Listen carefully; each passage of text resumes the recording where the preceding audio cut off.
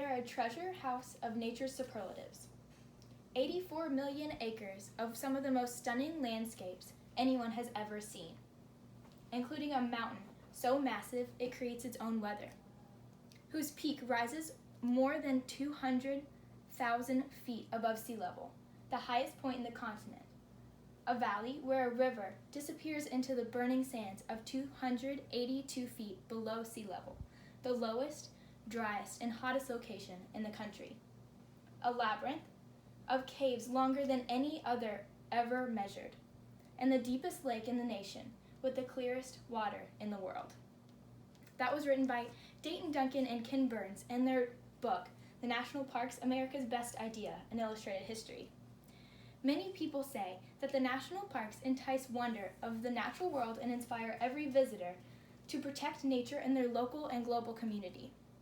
I have found this to be true as I have enjoyed visiting national parks across the country since before I could remember.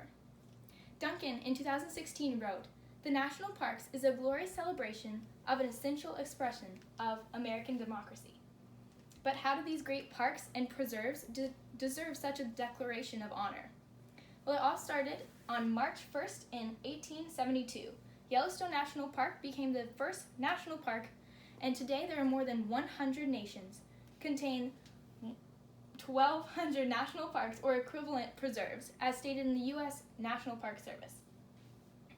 It started with Lincoln, who put Yosemite under protection in California during 1872, and then Ulysses S. Grant made Yellowstone America's and the world's first national park. That was stated in the National Geographic in 2010. But during President Theodore Roosevelt's administration, which was between 1901 and 09, they created 5 new parks, as well as 18 national monuments, 4 national game refuges, 51 bird sanctuaries, and over 100 million acres of national forest, described in National Geographic in 2010.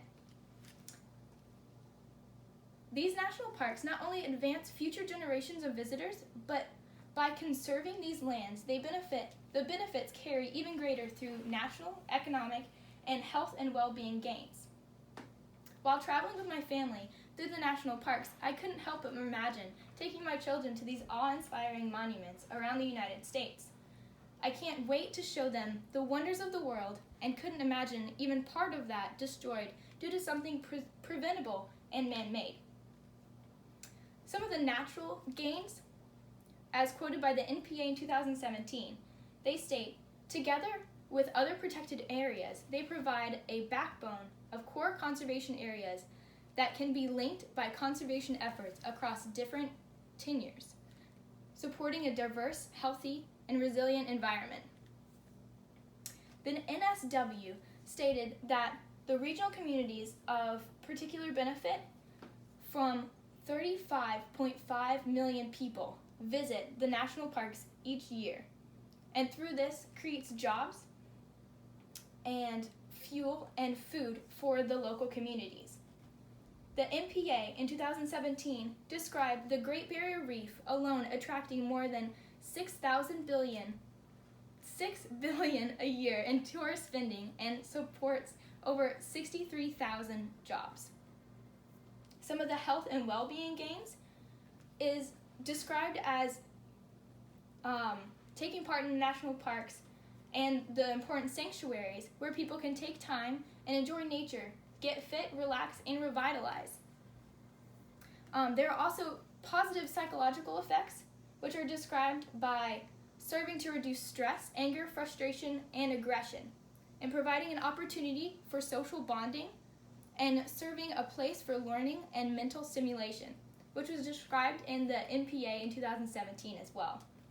The National Park's goals include guardian of our diverse cultural and recreational resources, environmental advocate, partner in community revitalization, a world leader in the parks and preservation community, and pioneer in the drive to protect America's open space, which was described in the U.S. National Park Service.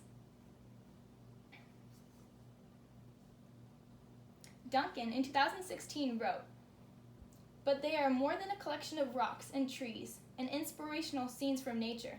They embody something less tangible, yet equally enduring, an idea, born in the United States nearly a century after its creation, as uniquely American as the Declaration of Independence, and just as radical. National parks, the writer and historian Wallace Singer once said, "It was the best idea we've ever had." But why is this way of thinking valuable to us? In an interview with Terry Tempest Williams, a renowned author, naturalist, environmental activist, Duncan in 2016 wrote, "Not only do we serve these lands, they serve us." There's something about this wild continuity that gives us courage and allows us to be the best of who we are as human beings. I think our national parks remind us the beauty is not optional, but at the very core of our being. So how can we apply these values? There are small ways we could benefit the environment every day, such as reducing water and energy use, lower food waste, and cut your carbon footprint. At my church, we have a group that gets together every month and chooses a different project to help the environment around us. Things from creating a community garden, which we care for, to hiking along the Ohio River and cleaning up trash. Lastly, David Barna, the National Park Service Chief of Public Affairs, says, "Never in its 200 years has this nation needed the national park system more. It stands as a collective memory of where we have been, what sacrifices we have made to get here, and who we mean to be. By investing in the preservation, interpretation, and restoration of these symbolic places, we offer hope and optimism to each generation of Americans." Thank you.